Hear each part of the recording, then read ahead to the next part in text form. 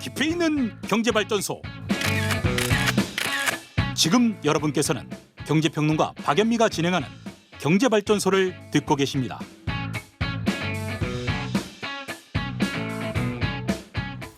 한쪽으로 치우치지 않고 평균대 위에서 딱 따져보겠습니다. 쏟아지는 경제기사 속에서 중심 잡는 법 배우는 따져봅시다. 오늘은 이정우 전 미디어오늘 편집국장님 나오셨습니다. 안녕하세요. 예, 반갑습니다. 네, 오늘은 어떤 거 따져볼까요?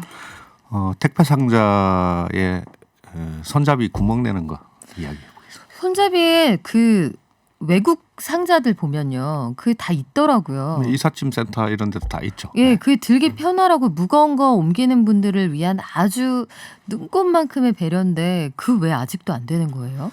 이게 이제 2019년 가을에 국정감사에서 이제 문제가 제기됐고요. 예.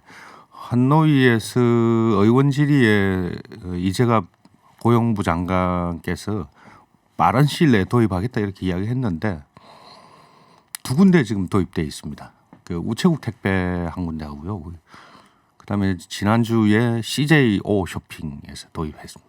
우체국은 어차피 나란 일이니까 그렇죠. 네, 거기에서 먼저 시범적으로 진행을 했다고 하는데 업계에 손에 꼽히는 회사들이 마음만 먹으면 당장 할 수 있는 거 아닌가요? 네.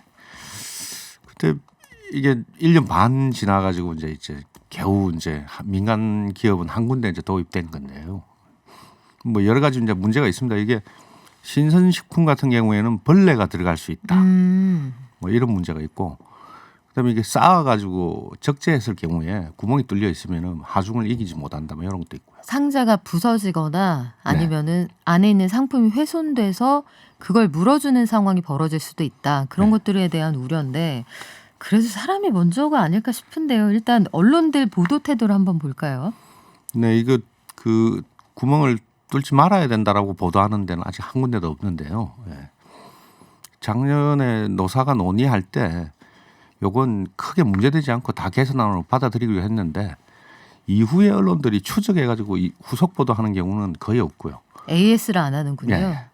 그리고 이제 하나 뚫었다 그러면은 한 회사 보도자료를 내면은 그때서야 이제 사진이나 이런 걸 갖다 싣고 이게 왜 안 되는지 이런 것들은 오피니언 면에 이제 칼럼에서 한두 건 정도 나오는 그런 정도였죠. 기사로 본격적으로 다뤄주지는 않는다는 말씀인데 이게 여야에도 이견이 없고 고용부 장관도 흔쾌히 답변을 했는데 사실 그런 생각도 듭니다. 이 사람이 옮기는 물건인데 이 물건을 옮기다가 사람이 죽는 사고가 빈번하잖아요. 그렇죠. 그런데 이게 국회에 갔다가 고용부 장관이 흔쾌히 답변했다까지 가야 할 사안인가 싶기도 한데 네.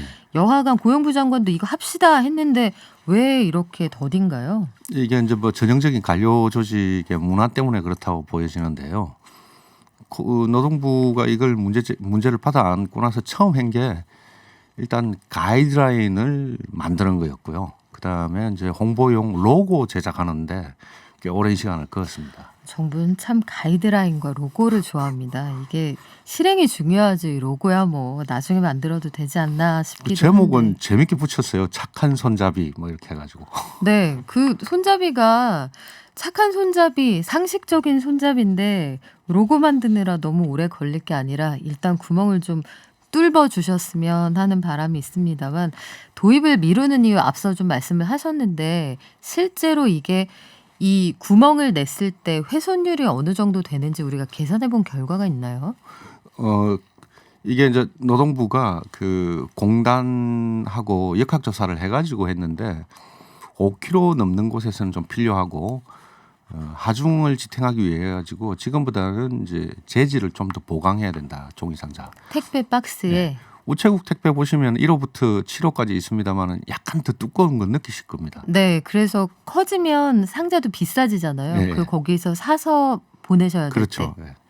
그러면 이게 무거운 것 아니면 신선식품용 이 좀 따로따로 네, 택배 분리하면 박스를 되죠. 분리하거나 아니면 요즘에 새벽 배송하는 업체들은 이렇게 지퍼로 밀봉이 되는데 담아서 보내주기도 네, 하잖아요. 그렇기도 하죠.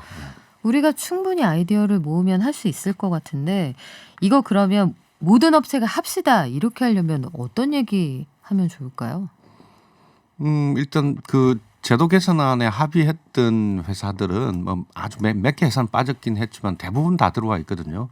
거기가 이제 저희들 물량의 한 90% 이상을 차지하기 때문에 이건 뭐 가이드라인을 만들고 지침을 만들고 뭐 로고 만들고 이럴 필요가 없는 거죠. 그냥 하면 되는 건데 CJ가 먼저 했기 때문에 아마 후발주자들도 좀 따라올 거라고 보여지긴 합니다. 네, 서서히 경제 현장의 이야기들을 들어보면 7292님 말씀처럼 요즘 택배 박스에 구멍 있는 것들이 있어요. 신선식품은 비닐로 다 포장돼 있어서 문제 없어요 말씀하셨고요.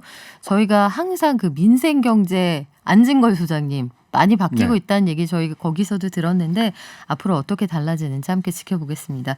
지금까지 이정우 전 미디어오늘 편집국장과 함께 따져봤습니다. 오늘 말씀 고맙습니다. 예, 고맙습니다.